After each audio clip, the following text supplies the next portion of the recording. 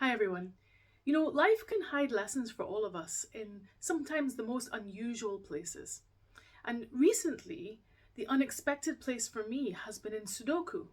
Today, I'd like to talk about 5 things that I'm learning from playing the puzzle game, which is helping me understand about how I approach challenges and the story I tell myself about myself. And I think if I can unlock these things, then it will help me to pursue and not protect my potential. So let's get into it. So the first lesson is that a guess is okay. A mistake is okay. When I first started playing the game, I noticed that I didn't feel good about myself if I managed to complete the game with a guess, or if I somehow got an advantage from making a mistake. If I noticed that I put the 7 in the wrong place, it didn't go there, which must mean it goes there, and therefore I was able to complete the game. And I started to reflect on this.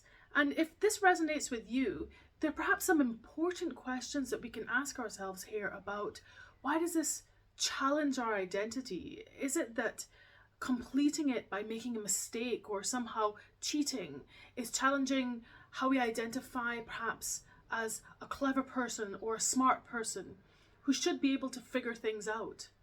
Or is it because of having some sort of negative attitude towards needing help? Guesses being a form of help, or mistakes telling us the answer being a form of help. And even unpacking some negative attitudes towards the notion of a mistake. Why should a mistake be such a bad thing? Completely disregards, of course, the importance of learning that comes from making mistakes. And of course, the amount of new ideas and creativities which are unlocked by mistakes. So an important lesson there first. Secondly, I'm learning the importance of taking a break. Sometimes when we're doing complex things, we know that we're in a particular zone and it's important to just stay focused and keep working on it. But there are times when I'm playing the game and I get to a point where I just feel quite stuck. I can see loads and loads of options, but not necessarily many answers. And my mind starts to get cluttered with loads of things which are just clamoring for my attention. I also notice that if I'm perhaps playing late at night when I'm tired, I really struggle sometimes to think properly and to be able to see where there might be solutions coming up. And what this is telling me is that, in these particular moments, I find that either by going to sleep or sometimes quite deliberately if I'm playing during the day, taking a break can be one of the most powerful things I can do to refresh my mind.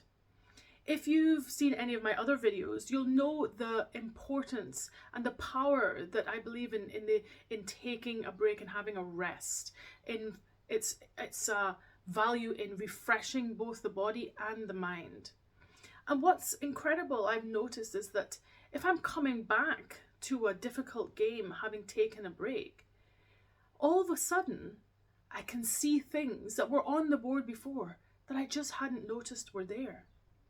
I can see answers, simple things. Sometimes there's a column with 8 numbers in it and I didn't even notice that a simple 9th one was missing. So sometimes when we're really laboring with a complex idea or with a lot of decision making, it can be really helpful to ask ourselves, do I need to take a break here? The third thing I want to mention is that you can level up in life and in Sudoku. But there are a few things that we might need to think about. The first thing is the importance of initially allowing ourselves to be a beginner. If we want to get to running a business or perhaps a promotion at work or any other new thing that we want to take on, it's really important to allow ourselves in the initial stages to be a beginner. The amount of pressure that I know I've put on myself over the years to expect myself to be hugely proficient at something right from the off, which is a completely unrealistic goal, of course.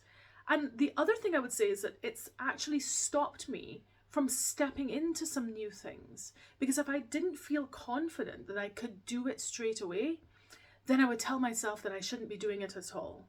And what a shame that is, the amount of experiences that we can miss out on in life just by not allowing ourselves to be a beginner.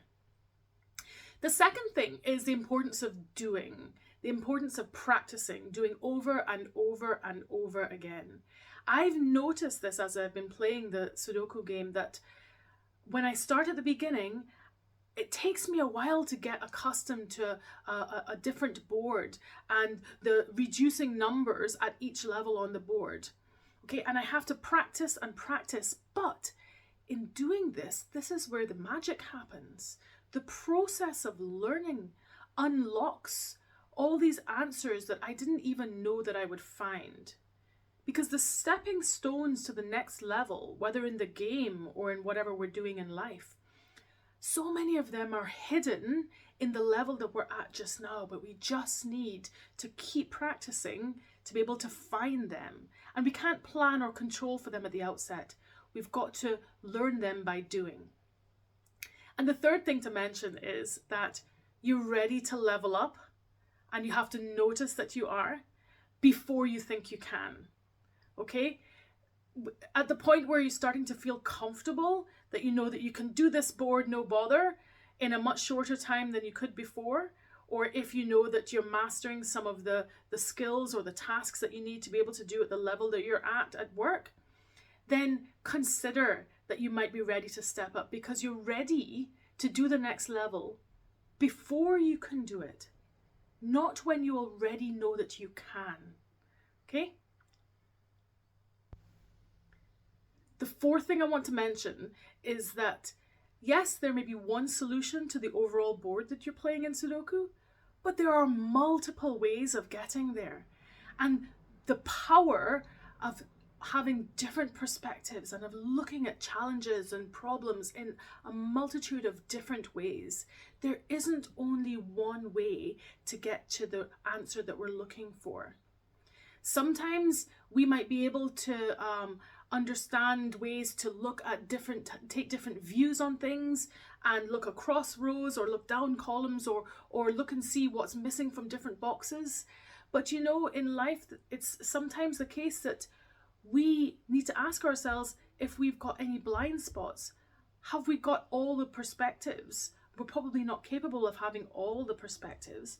And where might it be useful to call on the support of a coach or mentor or friend, or perhaps to identify any learning or other experience that we need to have in order to build into our knowledge and our awareness in order to be able to complete a game, whether in Sudoku or in life.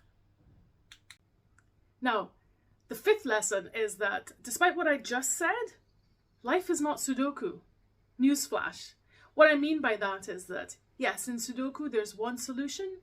In life there isn't just one solution.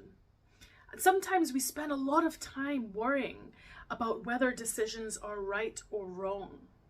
And when I think about the people that I admire who are pursuing their potential, I have a feeling they don't think about right or wrong decisions. I think they just think about having experiences. The experience gives them feedback, and then that feedback they feed forward.